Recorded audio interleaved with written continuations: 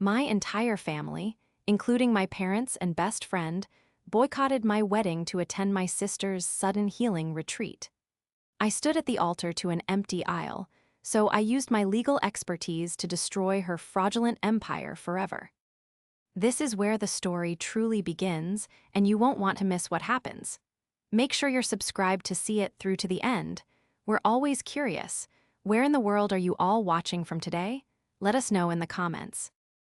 The bridal suite of the historic downtown hotel was supposed to be a sanctuary of joy, a room filled with the popping of champagne corks, the smell of hairspray, and the chaotic, beautiful laughter of the women I loved most in the world.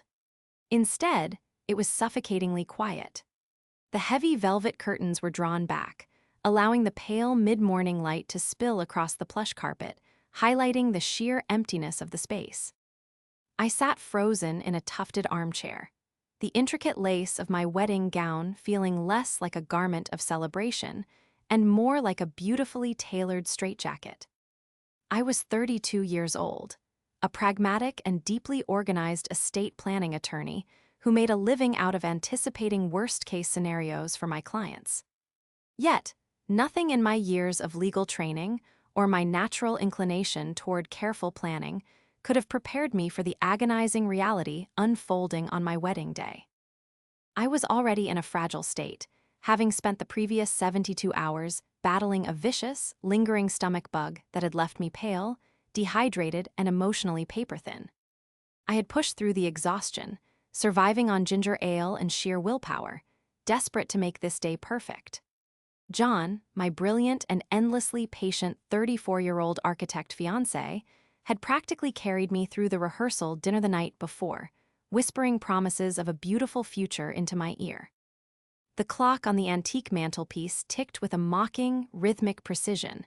It was 11:00 a.m. Hair and makeup were supposed to have started an hour ago. My mother, my father, my older sister Valentina, and my best friend Everly were entirely absent. My phone, resting on the marble vanity, began to vibrate. The screen illuminated, displaying my mother's contact photo, a smiling picture of her from a family vacation I had entirely funded 2 years prior. A wave of profound relief washed over my nausea. They were just running late. Traffic, a wardrobe malfunction, a forgotten accessory. I reached for the phone with trembling fingers, clearing my throat to hide the exhaustion in my voice. "Mom, finally," I breathed into the receiver, trying to force a light-hearted chuckle. I was starting to think I was going to have to walk myself down the aisle. "Are you guys downstairs in the lobby? I can send the concierge down to help with the bags." There was a pause on the other end of the line. It wasn't the frantic, breathless silence of someone rushing out of an elevator. It was a heavy, deliberate, and deeply uncomfortable quiet. The kind of silence that precedes an impact. "Paisley," my mother's voice finally crackled through the speaker. It sounded remarkably calm, completely devoid of the frantic energy one would expect from a mother who was an hour late to her daughter's wedding prep. "Sweetheart, there has been a slight change of plans." My grip on the phone tightened until my knuckles turned white. The nausea I had fought so hard to suppress clawed its way back up my throat. "A change of plans? Mom, what are you talking about? The ceremony is in less than 3 hours. John is already here. The florist is downstairs setting up the arch.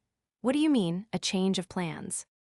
"It's your sister," my mother said, her tone suddenly shifting into a hushed, reverent whisper, the exact voice she always used whenever Valentina was experiencing one of her manufactured crises.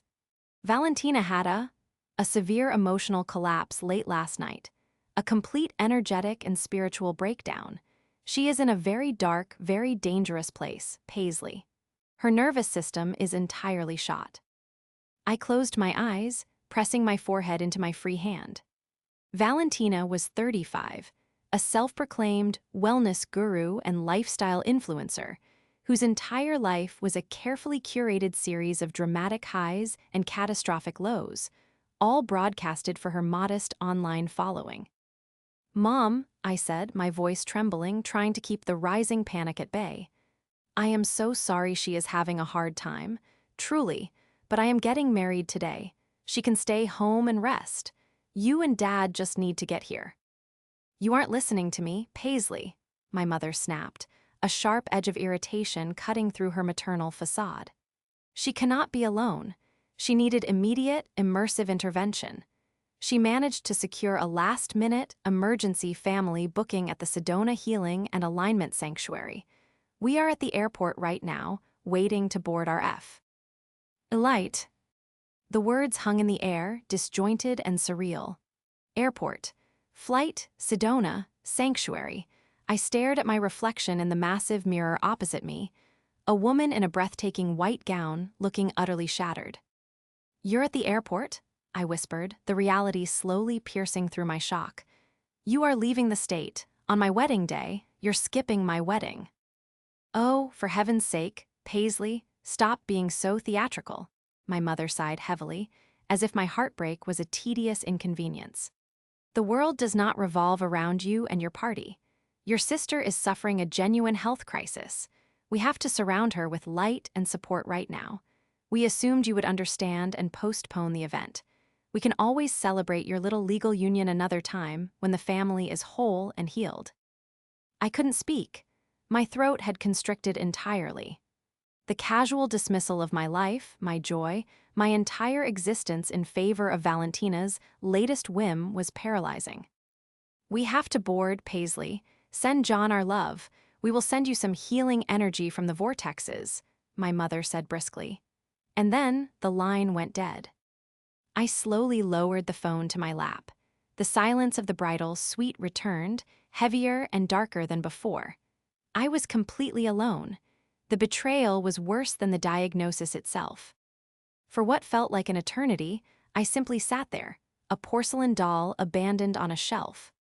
The soft hum of the air conditioning was the only sound in the cavernous suite. My mind spun violently, trying to process the magnitude of what had just occurred. My parents had abandoned me on the most important day of my life for a fabricated, New Age retreat. The door to the suite clicked open gently. John stepped inside, already dressed in his crisp, tailored tuxedo. He looked impossibly handsome, his eyes shining with anticipation. But the moment his gaze landed on me, slumped in the chair, staring vacantly at the carpet, the phone loosely gripped in my hand, his smile vanished. "Paisley, honey, what's wrong?" he asked, crossing the room in 3 long strides. He dropped to his knees in front of me, taking my cold, trembling hands in his warm ones. "Are you sick again? Do we need to call a doctor?"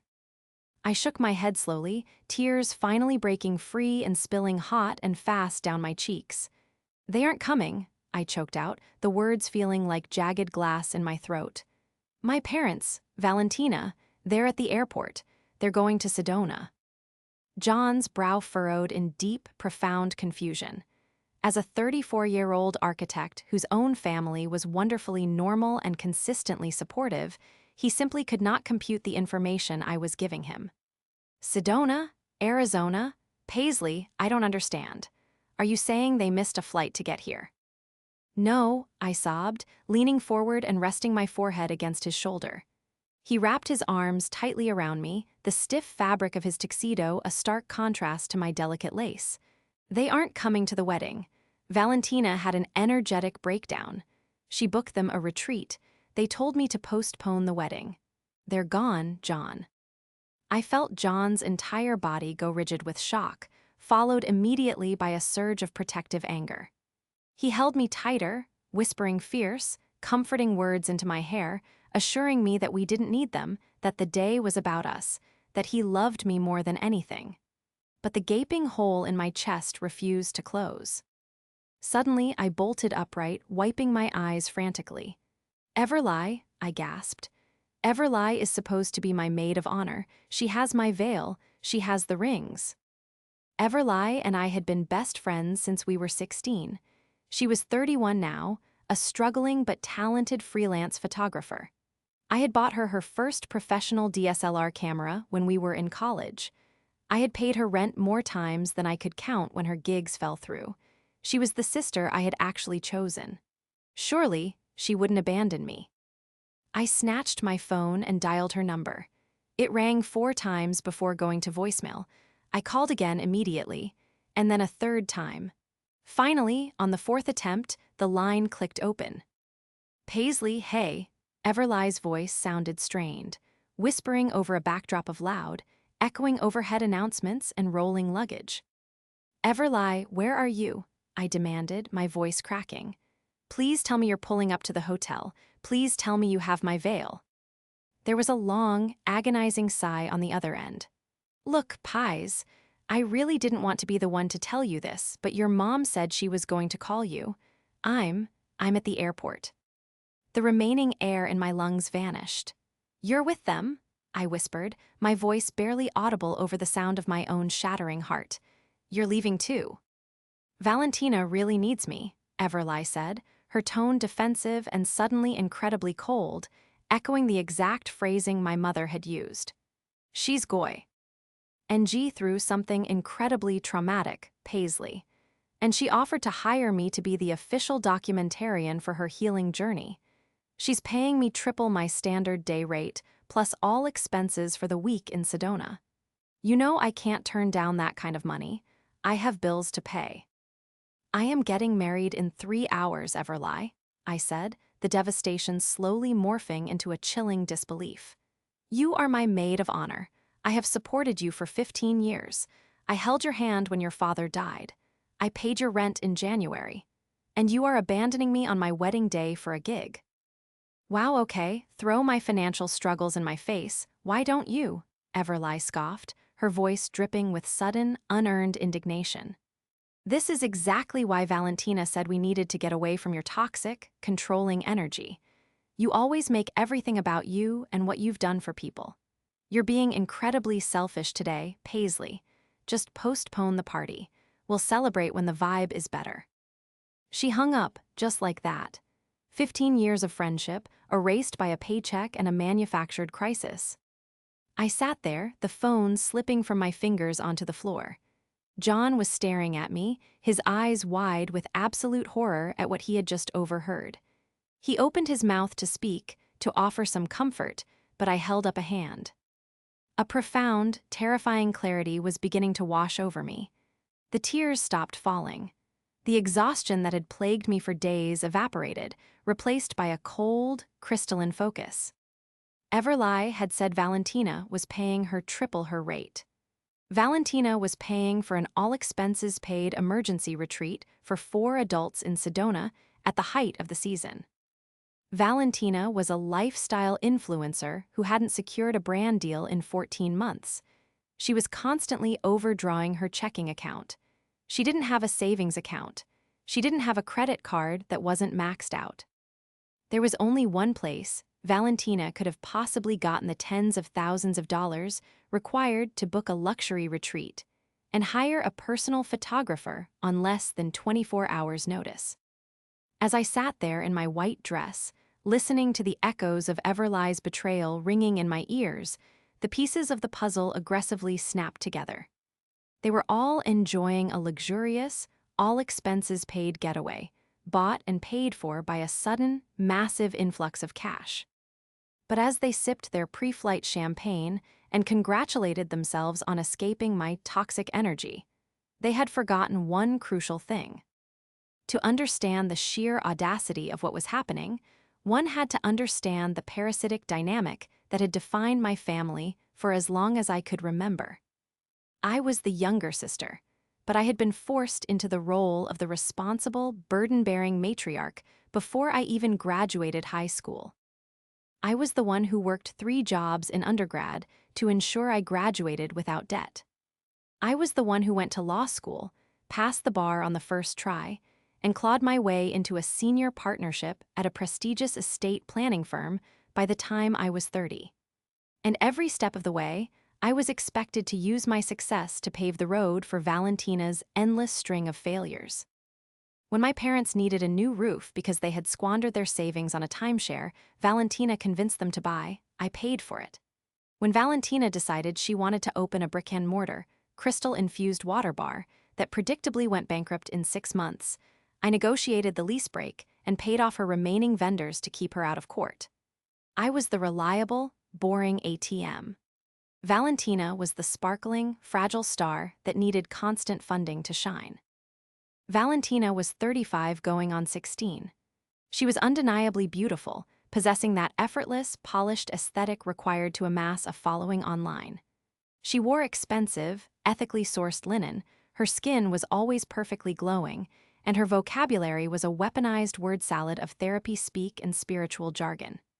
She used words like boundaries, alignment, and toxic to manipulate every situation to her advantage. If you disagreed with her, you weren't just wrong, you were disrespecting her energetic field. Her entire existence was a disingenuous performance. She thrived on being the center of gravity. The fact that I was getting married, that I was about to have a day entirely dedicated to my joy, with a man who saw right through her nonsense, was a direct threat to her ecosystem. She couldn't stand the idea of our parents looking at me with pride, or ever lie focusing her camera lens on me instead of her. But her manipulation extended far beyond simple attention-seeking. Over the last few years, Valentina had developed a highly inappropriate, almost obsessive interest in the family's assets. 2 years ago, our eccentric, estranged great-uncle had passed away, leaving behind a surprisingly lucrative portfolio of commercial real estate and a sizable liquid cash reserve. Knowing my parents' terrible financial track record and Valentina's bottomless need for funds, I had stepped in. Using my professional expertise as an estate planning attorney, I orchestrated the creation of an irrevocable family trust to house the assets, ensuring the principal was protected and the family would receive modest, sustainable quarterly dividends for life. It was the smartest thing I had ever done for them, and Valentina absolutely hated it. I vividly remembered a dinner at my parents' house 6 months prior. John and I had just announced our engagement. Instead of congratulating us, Valentina had cornered me in the kitchen, her perfectly manicured nails tapping aggressively against the granite countertop. "So, Paisley," she had said, her voice dripping with fake sweetness, her eyes cold and calculating. "Now that you're getting married and starting this whole new, traditional chapter, don't you think it's time to reconsider the structure of the trust? It feels very restrictive, very scarcity mindset." "The trust is designed to provide for Mom and Dad's retirement, Valentina," I had replied calmly, pouring myself a glass of water. "It's performing beautifully. There's nothing to reconsider." "But I have an incredible opportunity," she had pressed, stepping closer, invading my personal space. "A manufacturer in Bali who can produce my new line of chakra-lined yoga mats. I just need a lump sum. 100,000 to secure the inventory. As a beneficiary, I should have the right to liquidate a portion of my future dividends to invest in my present alignment." "You know the terms of the trust, Valentina," I had said, turning to face her fully. "No lump sum withdrawals, no borrowing against the principal. It's designed to protect the family from high-risk ventures. The answer is no." Her face had contorted into a mask of genuine ugliness for a split second before she smoothed it back into a serene smile. "You are so trapped in the 3D world, Paisley," she had whispered venomously. "You hoard resources because you're terrified of truly living. You're suffocating this family with your control." She had stormed out of the kitchen, and within an hour, she had convinced my parents that my refusal to fund her yoga mats was triggering her childhood trauma, resulting in my mother tearfully begging me to just give your sister what she needs to heal. I had held firm, but the resentment had festered. And now, sitting in my ruined bridal suite, I realized exactly what she had done. She hadn't just stolen my family and my best friend on my wedding day. She had found a way to bypass me and steal from the trust itself to fund her grand, vindictive escape. What Valentina, my parents, and Everly didn't realize as they flew toward the desert, patting themselves on the back for escaping my toxic boundaries, was that I was not just the architect of that trust. I was the sole, legally appointed trustee, and I held absolute, discretionary power over every single dime they would ever see. The silence in the bridal suite was no longer suffocating, it was electric. The crushing weight of sorrow that had pinned me to the velvet armchair suddenly evaporated, replaced by a cold, crystalline surge of adrenaline. I looked up at John. He was still kneeling before me, his dark eyes wide with a mixture of profound empathy and simmering outrage. He reached out, gently wiping a stray tear from my cheek with his thumb. "Paisley," John whispered, his voice incredibly steady. "Whatever you need to do, tell me. Do we call the vendors? Do we cancel the catering? Just give me the word and I will handle all of it.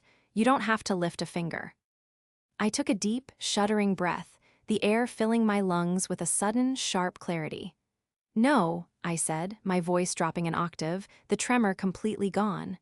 "Don't cancel anything yet. We are going to have a beautiful dinner tonight. But first, I need my laptop." John blinked, momentarily caught off guard by the sheer velocity of my shift in demeanor. "Your laptop? Honey, your laptop is packed in the trunk of my car. We're supposed to be leaving for the honeymoon tomorrow. Why do you need your computer right now?" "Because," I said, slowly standing up. The heavy silk and lace of my gown rustled around my legs, feeling less like a wedding dress and more like armor. "My sister, my parents, and my maid of honor are currently flying to a luxury desert resort on a private whim. A whim that costs more than my annual mortgage.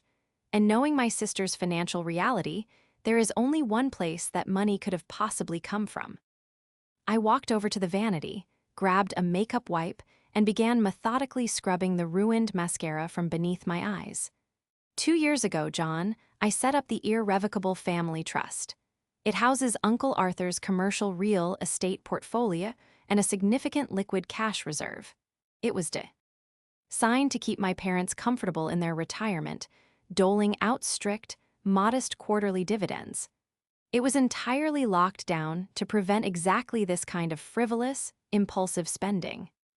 "Right," John said, standing up and crossing the room to stand beside me. "I remember you drafting those documents. You spent weeks on them. You said it was airtight." "It is airtight," I replied, tossing the soiled makeup wipe into the trash can with a definitive thud. "And I am the sole, legally appointed trustee. No one can move a single cent of the principal without my direct, explicit authorization. Unless—" I paused, my mind racing through the complex legal architecture I had built. "Unless it triggers the emergency medical contingency clause." John's jaw tightened. "The clause you built in case your parents needed sudden, life-saving care." "Exactly," I said, turning to face him. "And Valentina just told my mother she was having a severe emotional collapse requiring immediate, immersive intervention. I need you to go to the car, John. Get my laptop. Right now." 10 minutes later, I was sitting at the heavy mahogany desk in the corner of the suite, still swallowed in white lace, my fingers flying across the glowing keyboard. John paced behind me, a silent, imposing sentinel in his tuxedo. I navigated past the dual-factor authentication of my law firm's secure portal and accessed the trust's administrative dashboard. My eyes scanned the ledger, the bright screen reflecting off the polished wood of the desk. My heart hammered a rhythmic, angry beat against my ribs, and there it was. Just 24 hours ago, a massive wire transfer of $45,000 had been authorized and cleared from the trust's restricted liquid reserves. The recipient was listed as Desert Spirit Wellness, LLC. "She did it," I whispered, the words tasting like ash in my mouth. "She actually did it." "Did what?" John asked, stepping closely behind my chair and peering over my shoulder at the screen. "Is that the 45,000? How did she get it past the bank if you're the trustee?" "Because she bypassed me entirely and went straight to the secondary fiduciary protocol," I explained, my voice tight with fury. "I built a failsafe into the trust. If I were ever incapacitated, or if there was a life-or-death medical emergency and I could not be reached, the bank could release funds directly to a licensed medical facility upon receipt of a certified physician's mandate." I clicked into the document repository attached to the transaction. A PDF loaded on the screen. It was a formal, heavily watermarked letterhead from a private psychiatric clinic in Los Angeles. The letter, allegedly signed by a Dr. Eris Thorne, detailed a catastrophic, acute psychological break suffered by Valentina, demanding immediate, specialized inpatient care at the Sedona facility to prevent imminent self-harm. "Good Lord," John breathed, staring at the screen. "Is she actually sick, Paisley? Could this be real?" I scoffed, a bitter, hollow sound. "John, I pay the family cellular plan. I am the administrator of our shared cloud storage because my parents are technologically illiterate." I opened a new tab and logged into the family iCloud account. It took me less than 3 minutes of searching through Valentina's synced files to find what I was looking for. I opened a document and expanded it to fill the screen. "Look at this," I commanded. It was a beautifully designed, full-color PDF itinerary from the Sedona Healing and Alignment Sanctuary. It detailed daily yoga schedules, aura cleansing sessions, and private photography permits for Everly Creative Photography. At the very top of the itinerary, the booking confirmation date was glaringly highlighted in bold font. It was dated November 14th, exactly 6 months ago. "She didn't have an emergency collapse last night," I stated, the reality of her psychopathy settling over me like a heavy winter coat. "She booked this luxury vacation half a year ago. She knew exactly what day my wedding was. She planned this to perfectly coincide with my ceremony. She forged a medical document, committed felony wire fraud against an irrevocable trust, and stole $45,000 meant for our parents' old age, all to ensure she remained the center of attention, and I walked down the aisle to an empty room. I reached for my phone. The time for sorrow was entirely over. I didn't call my mother. I didn't call Valentina. I opened FaceTime and dialed Everly's number. I knew Everly's psychology inside and out. If she thought I was calling to weep, to beg for her to come back, or to apologize for my toxic boundaries, she would absolutely answer the video call just to relish in the drama and report back to Valentina. The phone rang 3 times before the screen connected. The video feed was momentarily chaotic, displaying a blur of bright blue Arizona sky and the plush, leather interior of a luxury TR. Ansport Sprinter van. Then, Everly's face appeared. She was wearing a pair of oversized designer sunglasses, sipping a bright green juice from a glass bottle. "Paisley," Everly said, her tone dripping with manufactured, condescending pity. "I really don't think this is a good time for you to be projecting your wedding stress onto us. We're in transit to the sanctuary, and the vibe is very fragile right now." I sat perfectly still, staring directly into the camera lens. I made sure my posture was immaculate, my face a mask of absolute, terrifying calm. I didn't shed a single tear. I didn't raise my voice. "Everly," I said, my voice smooth and chillingly even. "Pass the phone to my mother, immediately." Something in my tone must have fractured her smug facade, because Everly hesitated, the straw slipping from her lips. She glanced off camera, clearly looking to Valentina for guidance, but before anyone could object, I heard my mother's voice in the background. "Is that Paisley? Give me the phone, Everly. Let me send her some grounding light." The camera fumbled and shifted, and suddenly my mother's face filled the screen. She looked exhausted but manic, her eyes wide. "Paisley, sweetheart, we are just 10 minutes away from the vortexes. I can already feel the shift in your sister's energy.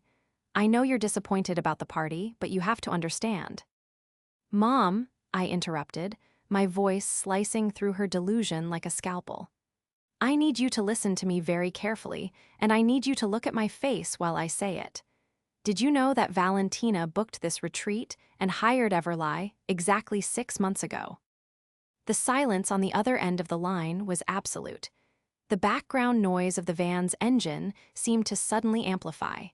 My mother's brow furrowed in deep, profound confusion. "What?"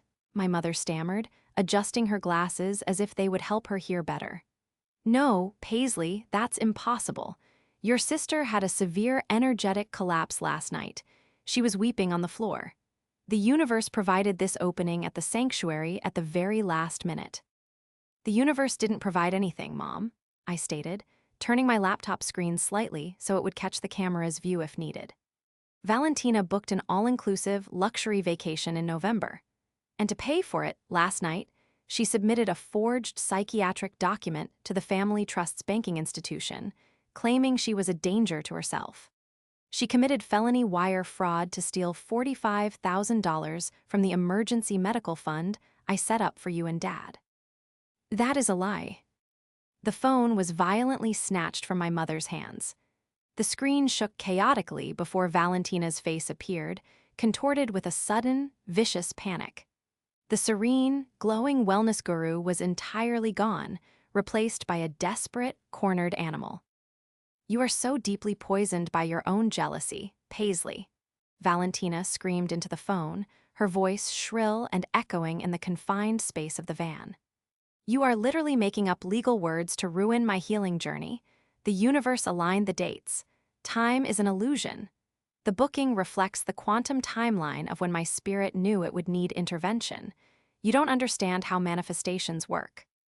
I understand how federal banking regulations work, Valentina, I replied, utterly unmoved by her frantic, poorly executed spiritual jargon. And I understand that forging a physician's signature to access restricted trust funds is a crime punishable by up to 20 years in prison. Valentina's eyes darted wildly. Behind her, I could see Everly suddenly pull her sunglasses down, her face draining of all color. The word prison had a remarkable way of breaking through the bohemian facade. Mom, Dad, Valentina shrieked, looking away from the camera. She's trying to trap me, she's trying to cut off my healing, hang up on her. I am the legal trustee, Valentina, I continued, raising my voice just enough to ensure my parents heard every single word over her screaming. Which means I have a fiduciary duty to protect the principal from theft. As of 3 minutes ago, I have officially frozen every single account tied to the trust. I have locked the primary debit cards, and I have initiated a formal fraud investigation with the bank. You can't do that, Valentina shrieked, her face turning an ugly, mottled red. You are abusing your power. You are a toxic, narcissistic. Enjoy the vortexes, Valentina, I said smoothly, because your cards are going to decline at check-in. I ended the call. The silence rushed back into the bridal suite, but it was a victorious, empowering silence. I looked at John. He was staring at me with a mixture of absolute awe and deep respect. He slowly let out a long breath and smiled. Remind me never to cross you, he said softly. The immediate aftermath of the FaceTime call was a whirlwind of necessary action. John gently helped me zip the back of my wedding gown. Stepping out of the heavy silk felt incredibly symbolic, a physical shedding of the passive, victimized role my family had forced upon me for 3 decades. I quickly changed into a sharp, tailored black pantsuit that I had packed for the honeymoon flight. I needed to feel like the attorney I was, not the abandoned bride they wanted me to be. I sat back down at my laptop, my fingers hovering over the keys. Exposing the forged medical document was the first strike, but I knew my parents' psychology. They had spent 35 years enabling Valentina. When the initial shock wore off, Valentina would spin a new web of lies. She would cry, she would claim the doctor was real but unconventional. She would manipulate them into believing I was the villain for freezing the funds. I needed an impenetrable wall of evidence. I needed to show my parents the full, shocking extent of her deception so that no amount of tears or spiritual word salad could ever save her again. I opened LexisNexis, the comprehensive legal and public records database I used daily at the firm. If Valentina was desperate enough to steal $45,000 from a heavily guarded family trust, she was desperate elsewhere. You don't commit a felony on a whim, you do it because the walls are closing in.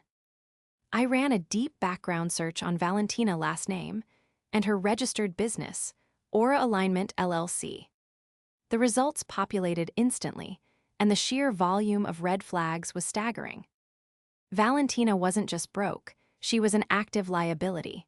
Over the past 8 months, 3 separate civil lawsuits had been filed against her in Los Angeles County. All 3 plaintiffs were former clients who had paid upward of $10,000 each for exclusive, one-on-one spiritual mentorships and business alignment coaching. The filings alleged gross misrepresentation, breach of contract, and outright theft. Valentina had taken their money, canceled the sessions, and refused to issue refunds. She was currently facing over $30,000 in civil judgments. But it was the 4th document that made my blood run entirely cold. It was a Uniform Commercial Code, UCC, financing statement filed by a predatory, high-interest alternative lending company. Valentina had taken out a massive, short-term business loan of $60,000 almost a year ago. The loan was severely delinquent, actively in default, and the lenders were moving to seize assets. I pulled up the scanned copy of the original loan agreement. My eyes scanned the guarantor section. My heart stopped. There, scrawled at the bottom of the page, were the signatures of Robert and Diane, my parents. Valentina hadn't just used their home address. She had entirely forged my parents' signatures to act as personal guarantors for a toxic, high-risk loan. If this defaulted completely, the lenders wouldn't just go after Valentina's non-existent business assets. They would place a lien on my parents' primary residence. The $45,000 she stole from the trust today wasn't just to pay for a spiteful luxury retreat and Everlie's silence. A massive portion of it was almost certainly meant to be secretly funneled to this predatory lender to keep them from foreclosing on the house our parents lived in. My phone sitting on the desk violently buzzed, vibrating against the mahogany wood. The caller ID flashed my mother's name. I picked it up, putting it on speakerphone so John could hear. "Paisley," my mother's voice shrieked through the speaker, the sound of pure, unadulterated panic echoing in a massive, cavernous room. "Paisley, you have to unlock the cards right now. We are standing at the front desk of the sanctuary. They ran Valentina's card for the incidentals and the remaining balance, and it declined. They ran my card, and it declined. The manager is threatening to call the police for theft of services." In the background, I could hear Valentina weeping loudly, no longer sounding like a serene guru, but like a terrified child. "It's a mistake. Tell them it's a banking error. Paisley, please." Everlie's voice chimed in, sounding frantic. "Paisley, I don't have enough credit limit on my personal cards to cover this. They won't even let us sit in the lobby." I leaned forward, my elbows resting on the desk, my voice devoid of any warmth or sympathy. "Mom," I said coldly, "the cards are frozen and they will remain frozen. I am looking at a legal document right now. A high-interest loan agreement for $60,000 that Valentina took out last year. She forged your signature and Dad's signature as guarantors. If she doesn't pay it, they are going to take your house." The background noise on the phone ceased entirely.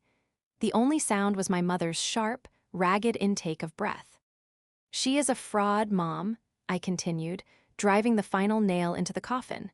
"She has 3 pending lawsuits for scamming her out. And clients. She stole from your medical fund to pay for this retreat, and she forged your name on a predatory loan. You have a choice right now. You can stay in the desert and figure out how to pay that angry resort manager, or you can get back in that transport van, drive to the airport, buy tickets home with whatever loose cash you have, and face the reality of who your daughter actually is." I didn't wait for her to answer. I hung up the phone and turned to John. "Call the caterer," I said, my voice resolute and steady. "Tell them the wedding reception is canceled, but tell them to set up a private, intimate dinner for tonight at my parents' house. We're going to have a family meeting." The evening sun was casting long, golden shadows across my parents' meticulously manicured front lawn when the rideshare pulled into their driveway. Inside the house, the atmosphere was surreal. The high-end catering company, originally contracted to serve a joyous reception of 150 guests at a downtown ballroom, had seamlessly pivoted to setting up an intimate, albeit hauntingly quiet, dinner service in my parents' formal dining room. The scent of roasted rosemary, seared scallops, and rich, red wine reduction filled the air. A cruel, luxurious contrast to the absolute wreckage of my family dynamics. I sat at the head of the heavy oak dining table. I had kept my tailored black pantsuit on. My hair was pulled back tightly. In front of me sat a thick, pristine white binder, precisely indexed and tabbed, containing every single piece of financial and legal documentation I had gathered throughout the afternoon. John sat to my immediate right, his presence a silent, immovable fortress of support. He held my hand under the table, his thumb gently tracing the outline of my engagement ring. The heavy front door clicked open. The sound of dragging luggage wheels and exhausted, shuffling footsteps echoed in the foyer. They had managed to secure a flight back, likely maxing out whatever small, high-interest credit lines they still possessed. My mother, Diane, entered the dining room first. She looked entirely broken. The frantic, manic energy of the morning had completely evaporated, leaving behind a hollow, gray exhaustion. Her normally perfect hair was disheveled, and she carried her designer handbag like it weighed 100 pounds. My father, Robert, followed closely behind her, his face a mask of grim, silent bewilderment. Then came Everly. She wouldn't even meet my eyes. She stared fixedly at the expensive Persian rug beneath her feet, the oversized camera bag slung over her shoulder looking ridiculous and entirely out of place. Finally, Valentina stepped into the room. She was practically vibrating with a toxic, defensive fury. Her expensive linen outfit was wrinkled, her glowing complexion was splotchy and pale, and the moment her eyes locked onto me, her face twisted into a sneer of pure, unadulterated venom. "Well," Valentina spat, crossing her arms over her chest. "I hope you're satisfied, Paisley. You ruined my healing journey. You completely traumatized Mom and Dad, and you humiliated me in front of the sanctuary staff. Are you happy now? Is your little power trip complete?" I didn't raise my voice. I didn't match her frantic energy.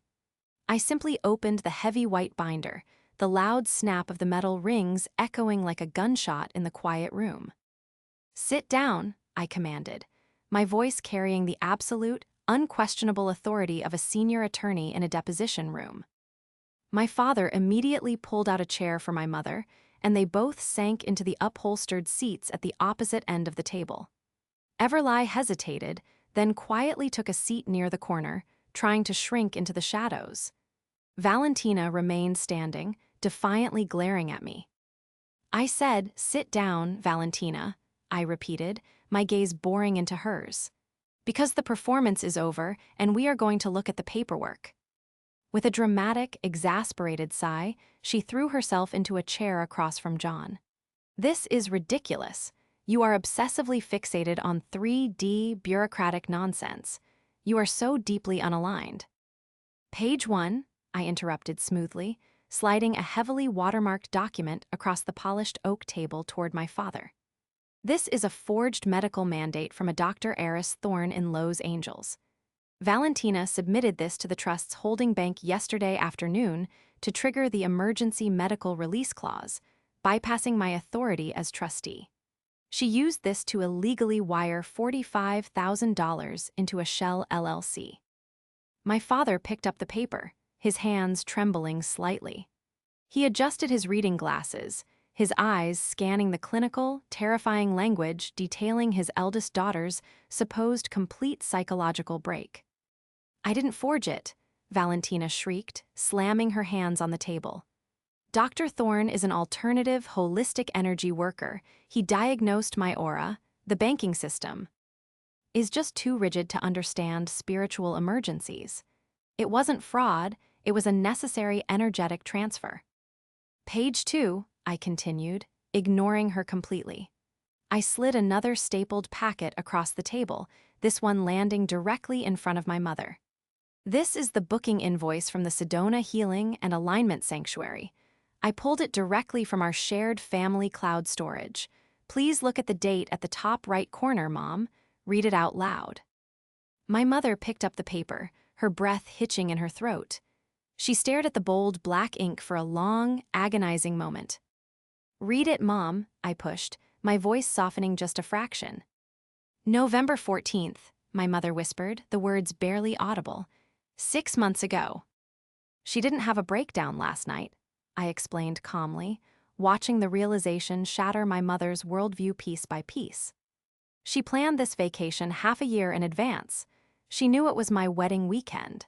She orchestrated this entire emergency to ensure she was the center of your attention today, using the money she stole from your retirement safety net. Everly let out a sharp, quiet gasp from the corner. You told me this morning that the universe provided a sudden opening, Everly said, her voice shaking with sudden, dawning horror as she looked at Valentina. You told me you just got the funds cleared from a new brand deal. You promised me a flat rate of $5,000 plus expenses to take photos of you. Shut up, Everly, Valentina snapped, turning her vicious glare onto her supposed documentarian. You are only here because I invited you. You should be grateful. She's broke, Everly, I said, leaning forward. She doesn't have a brand deal. She hasn't had one in over a year. I turned back to the binder. Page 3, 4, and 5. These are active, public civil filings in Los Angeles County. 3 separate lawsuits against Valentina for fraud, breach of contract, and theft of services. She owes her former clients over $30,000. The silence in the dining room was absolute, save for the soft, steady ticking of the grandfather clock in the hallway. The caterer, sensing the immense gravity of the situation, quietly retreated into the kitchen, leaving us completely alone in the wreckage. But the absolute worst of it, I said, my voice dropping to a dangerous, icy whisper.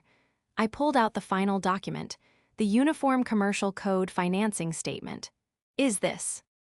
I didn't slide this one across the table. I stood up, walked down the length of the dining room, and placed it gently, deliberately, directly into my father's hands. Dad, I said softly, look at the signatures at the bottom of the second page. My father looked down. I watched as the color entirely drained from his face, replaced by a pallor of pure, terrifying shock. His mouth opened, but no sound came out. He looked at my mother, then back at the paper, then slowly, agonizingly, lifted his eyes to look at Valentina. What is this? My father croaked, his voice gravelly and thick with emotion. Valentina, what is this? It's just a placeholder document, Dad, Valentina stammered, the defensive fury finally cracking, revealing the desperate, terrified fraud underneath. It was just to secure the initial underwriting for my yoga mat line. It doesn't mean anything. It's just paperwork. It is a high-risk, predatory business loan for $60,000, I stated loudly, ensuring every person in the room heard the reality. It is currently in default, and Valentina forged your name and Mom's name as personal guarantors. If she doesn't pay it back, the lending company will place a lien on this house. They will take your home. My mother let out a loud, piercing sob, covering her face with both hands. She rocked back and forth in her chair, the magnitude of the betrayal finally crushing her decades of willful ignorance. My father stood up. He was not a tall man, nor an imposing one, but in that moment, he looked like a towering monument of grief and fury. He dropped the forged loan document onto the table. "Get out," my father said to Valentina. His voice was not a yell. It was a devastatingly quiet, absolute command. Valentina's eyes widened in genuine shock. For the first time in her 35 years of life, tears did not work. The spiritual jargon failed her. "Dad, please, you don't understand the pressure I'm under." "I said, get out of my house," he repeated, pointing a shaking finger toward the front door. "You stole from us. You stole from your sister. You forged our names, and you ruined Paisley's wedding day. Pack whatever you brought with you and get out of this house. Do not call us. Do not come back here." Valentina looked at our mother, hoping for her usual savior, but my mother kept her face buried in her hands, weeping uncontrollably. Valentina looked at Everly, but Everly had turned her chair away, staring blank. Lie at the wall, realizing she had sacrificed her best friend for a paycheck that didn't exist. Realizing she had entirely lost control of the narrative, Valentina snatched her designer bag from the table. "You are all toxic," she screamed, her voice cracking with desperation. "You are trapped in a low-vibration existence. I don't need any of you." She stormed out of the dining room. A moment later, the heavy front door slammed shut, shaking the picture frames on the walls. The silence that followed was heavy, mournful, and incredibly profound. The days following the confrontation were a masterclass in swift, decisive legal action. I did not allow my grief to slow my momentum. Acting in my official capacity as the trustee, I formally submitted the forged medical documents to the bank's fraud division. The $45,000 had been wired to a shell company Valentina controlled, but because I had frozen the accounts within 24 hours, the receiving institution flagged the transaction and placed a hard hold on the funds. It took 3 weeks of relentless bureaucratic warfare, but I successfully forced the reversal of the wire, returning every single cent to my parents' retirement principal.